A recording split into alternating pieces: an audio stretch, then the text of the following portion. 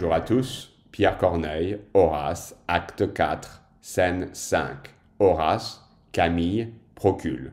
Procule porte en sa main les 3 épées des cuirassiers. Horace, ma sœur, voici le bras qui venge nos 2 frères, le bras qui rompt le cours de nos destins contraires, qui nous rend maîtres d'Albe, enfin voici le bras, qui seul fait aujourd'hui le sort de 2 États.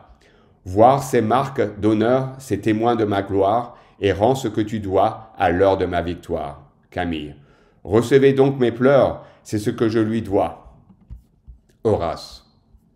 Rome n'en veut point voir après de tels exploits, et nos 2 frères morts dans le malheur des armes sont trop payés de sang pour exiger des larmes.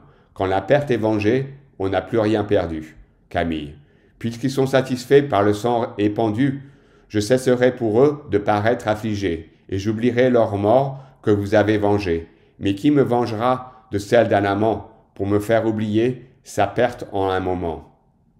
Horace. Que dis-tu, malheureuse? Camille. Oh, mon cher Curiace. Horace. Oh, d'une indigne sœur, insupportable audace, d'un ennemi public dont je reviens vainqueur, le nom est dans ta bouche et l'amour dans ton cœur. Ton ardeur criminelle à la vengeance aspire, ta bouche la demande et ton cœur la respire. Suis moins ta passion, règle mieux tes désirs. Ne me fais plus rougir d'entendre tes soupirs. Tes flammes désormais doivent être étouffées. Bannis-les de ton âme et songe à mes trophées. Qu'ils soient dorénavant ton unique entretien. Camille.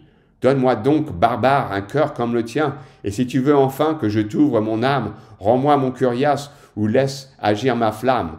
Ma joie et mes douleurs dépendaient de son sort. Je l'adorais vivant et je le pleure mort. Ne cherche plus ta sœur où tu l'avais laissée.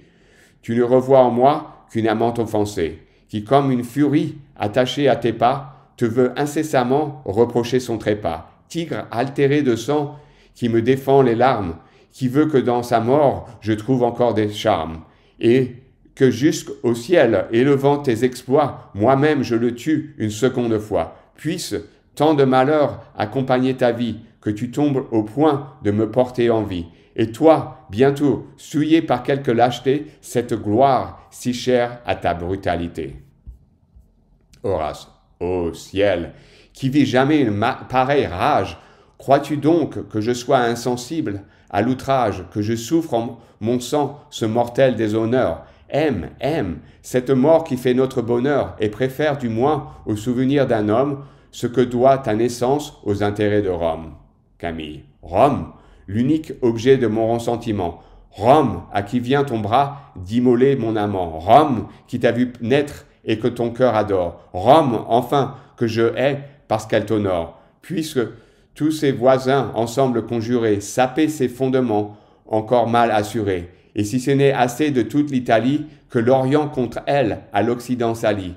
Que 100 peuples unis des bouts de l'univers passent pour la détruire et les mondes et les mers. Qu'elle-même sur soi renverse ses murailles et de ses propres mains déchire ses entrailles.